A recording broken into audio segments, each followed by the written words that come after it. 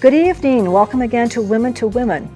It's a pleasure to have you all with us, and we have a very special program. It should be most informative. We have Mayor Bob Crowell with us. So we're going to turn to Bob in just a few moments, but first of all, I'd like to thank our sponsors, Vila Basque Deli and Cafe, home of Pete's famous Basque chorizo. It is delicious because it's from a secret recipe. We'd also like to thank Carpa Nevada LLC, importer of fine Portuguese olive oils, aged balsamic vinegar, and international health teas. And for this very special program tonight, we have a special sponsor.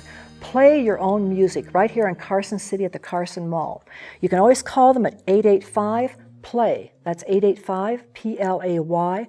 They have all kinds of music lessons with all kinds of equipment for all musical skill levels and all types of musical instruments. So remember that tonight. We thank especially Play Your Own Music.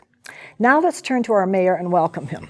Mr. Mayor, thank you so much. Good evening or good day, however this comes out. That's okay. Good. It's going to be a good day. You know, this is my first opportunity to really be able to sit down with you, get to know you a little bit, and you represent, and you have for quite some time, a huge population. You represent a capital city. Yep. And the responsibilities, I know, there have to be pressures. My father was the mayor of the city where I came from. Wonderful. So you know a little bit about what goes on then. A little bit, but times have changed too. Yep. And I think some of the situations that you deal with day in and day out are very challenging. They get even more challenging as the speed of the internet and the speed of communication happens, and just the speed of life. It gets challenging. So, I mean, and I always think that, you know, it's 2 steps forward and 1 step back, and it never seems like you get 2 steps and then 2 steps. It's always kind of, But. Well, let me ask you, why did you take on this job?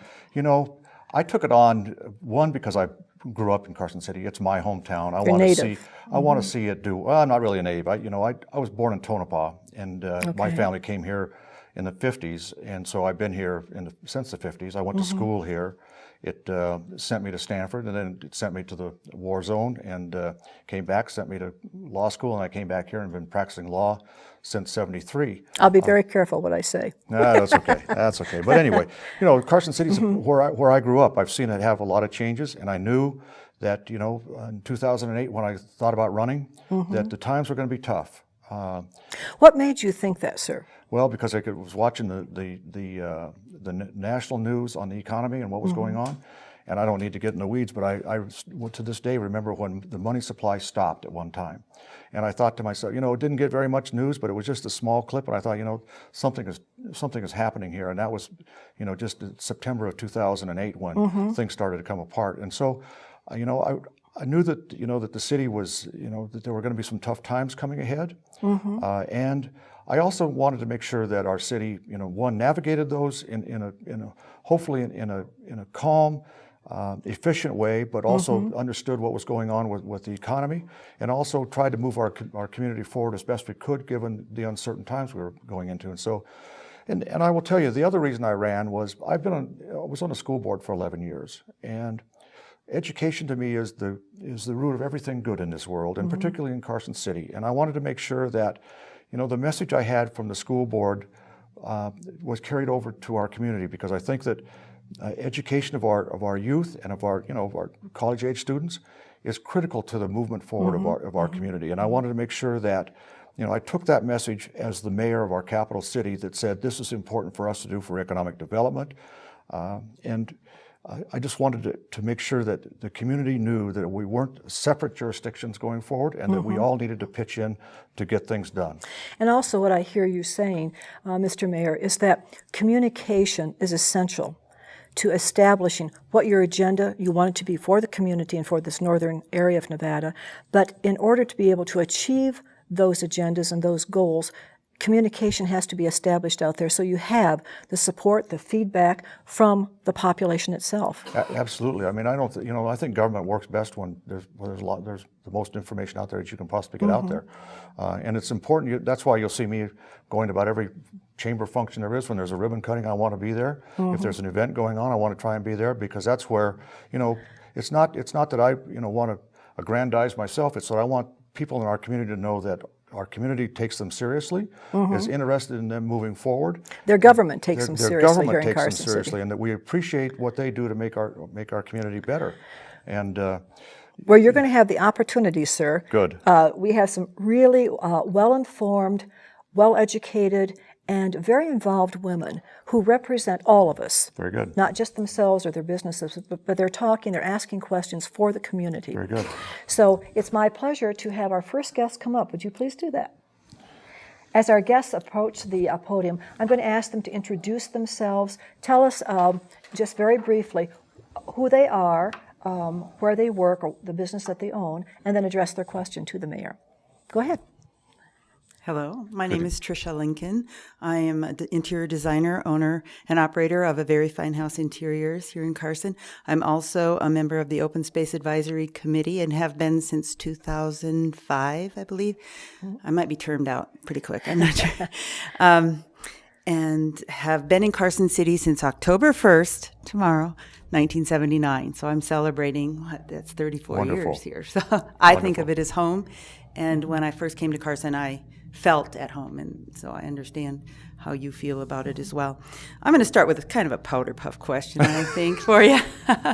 As I mentioned, I've been serving on Carson City Open Space Advisory Committee for quite a few years now, and I wondered if you would please describe how you view that open space program and the positive benefits it has on Carson City and her residents. Tricia, I'd love to do that. And I will tell you that I believe that one of the best things that's happened in this community was the passage of the Question 18 money that allowed us to acquire open space, and the next thing that came along was the acquisition or the transfer of federal lands to give us a lot of open space. I think we have about 6,000 acres of open space that we now own in Carson City, and I think that's tremendous. It's all laced with hiking, biking, and jogging trails, and I'll tell you how important I think it is by sharing a little story with you.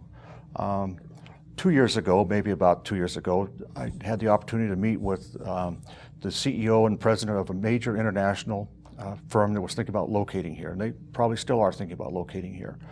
And he had all his development team with him, and they asked me to come in and talk about Carson City, and in the middle of it, I said, the best thing about Carson City is the open space. I said, this is one area where, in 1 minute you can be on top of one of our mountains around here and hear absolutely nothing, and the next minute you can be in the heart of political and urban environment. And I said, if you've ever been at a place where where you don't hear anything, you'll know what I mean.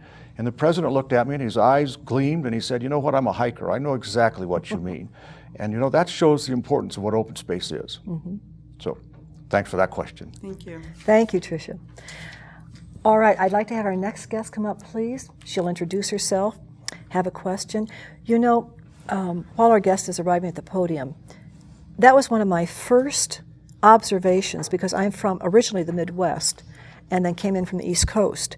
So my experience with the West is Carson City. And what a wonderful environment that the rest of the nation is missing. I agree with you, man. I agree with you 100%. We'll protect it. Yes, would you please introduce yourself? I'm Ann Bednarski. Good evening, good afternoon, or good day, whatever it is, Ann. Thank you. We have a long relationship, Bob, We do. with the legislature and the school board, We do indeed. and It's good to see you again. it's good to see you looking so good. I have Thank to you. say that. I have several questions. I loved your opening, and I decided this is the question I would most like you to answer. We have big things coming that cost lots of money. The sewer and water plant, the Obamacare, and my question to you is, with no influx of significant new revenues, why isn't the city manager conducting a comprehensive review of all city staff? By far the biggest expenditure, in fact, some 80% of the budget. The biggest concern is the large number of deputy directors in city departments, given the size of Carson City. And with that question comes, how much money does Carson City spend on consultants?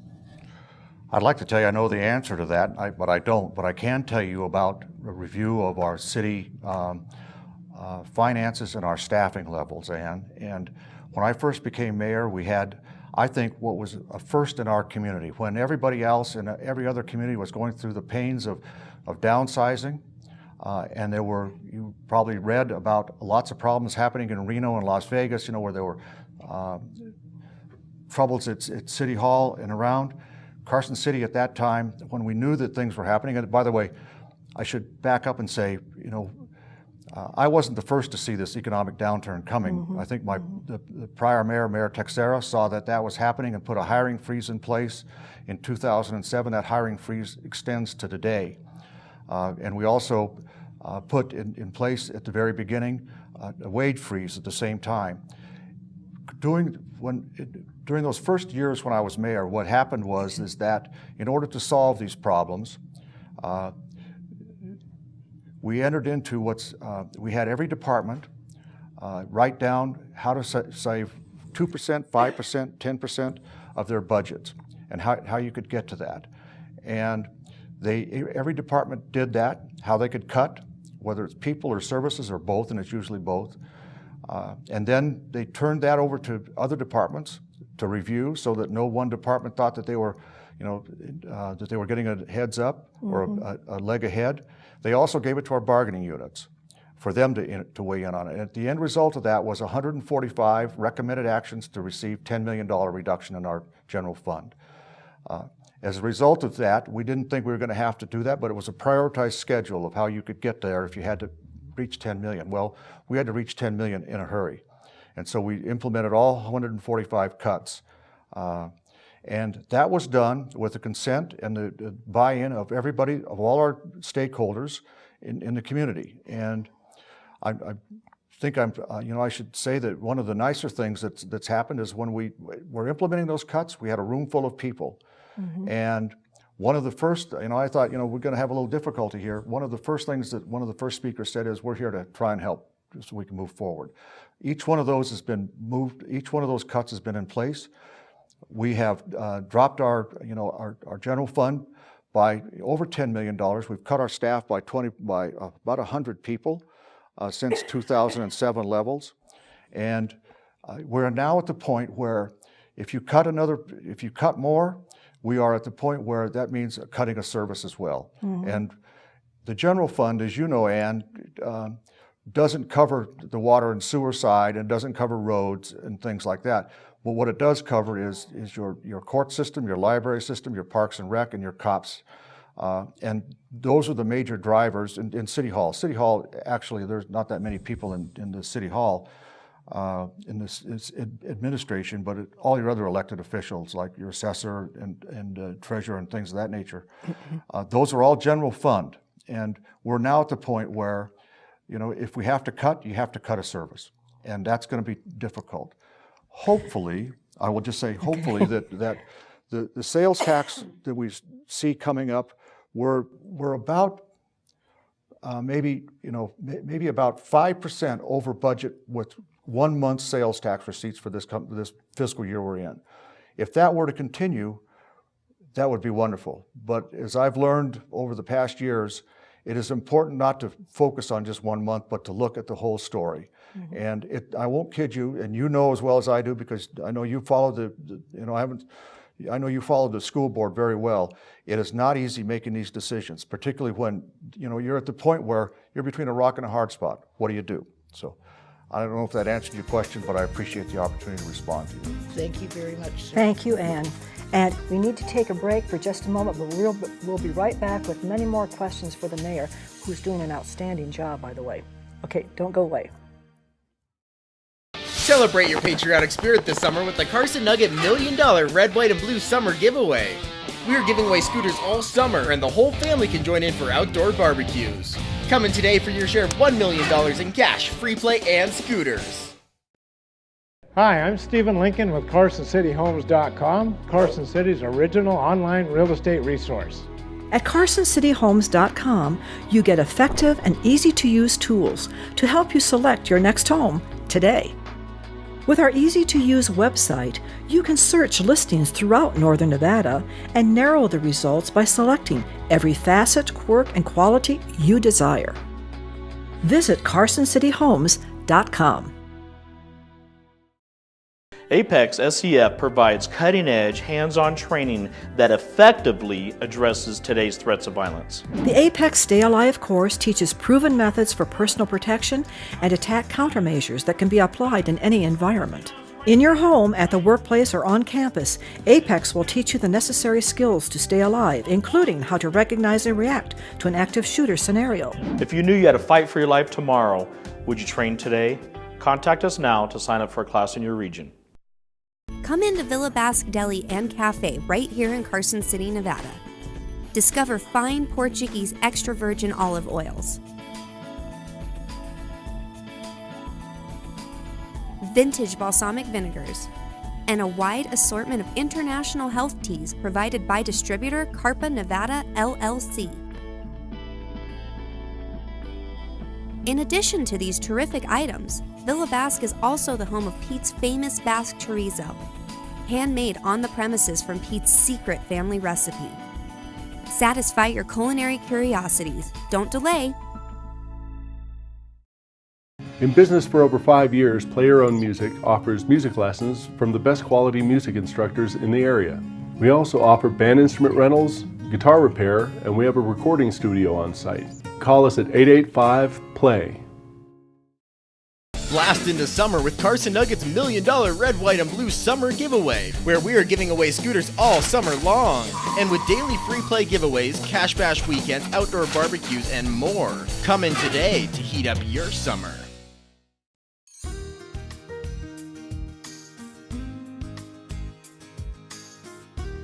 Welcome back to the second portion of Women to Women. I'm Carol Paz, your hostess, and we're here this evening with Mayor Crowell. It's a privilege to have the mayor with us, and I thank you so much for the details that you're giving us, that a lot of the public never has an opportunity to either attend a meeting or to be with you. So this communication is very profitable for all of us, and I hope that you enjoy it as well. Thank you for inviting me. You're more than welcome. It's a wonderful program, and it's got a great name, too. Thank you. Well, he's being bombarded tonight with women, all right? That's all right. So our next guest is with us. Would you please introduce yourself? I'm Cindy Rowe. My husband and I, Alan, we own Northern Nevada Coin. Good evening, Mayor. Good evening, Carol. So my question has to do with the narrowing of Carson Street. Mm-hmm. Now, I know there's a lot more to that plan than just than downtown beautification, than just narrowing Carson Street, but there has been a lot of discussion on that issue in particular. I have a two-part question. The first part is, over 2/3 of the businesses downtown don't want to see the street narrowed, as well as 3,000 residents oppose this idea. So I'm wondering why we're spending so much time and effort on this issue. Also, the second part was it's going to cost an estimated $60,000 to do this project, plus $240,000 in grants to get this done. And as we heard from the last guest, there's a lot of financial crisis right now facing Carson City. So wouldn't this money be better used elsewhere? Well, first, I don't know the numbers that you're talking about who's in favor or who's not. I mean, I don't count that way. I will tell you that, frequently government gets accused of not listening. And, there are two sides to this story. Mm-hmm. And if you listen to one, the other side says you're not listening. And if you listen to the other side says you're not listening. So, and that's what goes with the territory, with being an elected leader. I can also tell you that, the finalized plans, if any, for downtown are still in the works right now. And I think, there are issues related to whether there should be a sidewalk widening, street narrowing, or parking issues. Those things are still out there to be worked on. I think that from my own perspective, I'll tell you that I believe it's pretty important for Carson City to make sure that we have, one, an integrated downtown with the rest of our community, mm-hmm. and two, that our community, all parts of it, including our downtown, are places for or destination places rather than a thoroughfare. Mm-hmm. And I think that that's going to be even more important when the freeway gets done, and it will get done. And so, how this finally shakes out, I'm not here to tell you because I'm still listening to it, but I will just tell you that in general, I think that we need to focus on ways where we can do that, and if we just need to focus on ways where we can make Carson Street a destination, just like we make it for East Carson and North Carson. So that's what I can tell you about that right now. Plans are still, I think they're still being worked around. So that's where we are. Okay. Thank you, I just Cindy. didn't know if the downtown, or if some of the businesses downtown had been asked what their opinion was, because I know several of them have come to us and they hadn't been asked. I know we haven't been asked what our opinion was. So, you know, if you get the squeaky wheel and they get the oil, is it the right thing to do?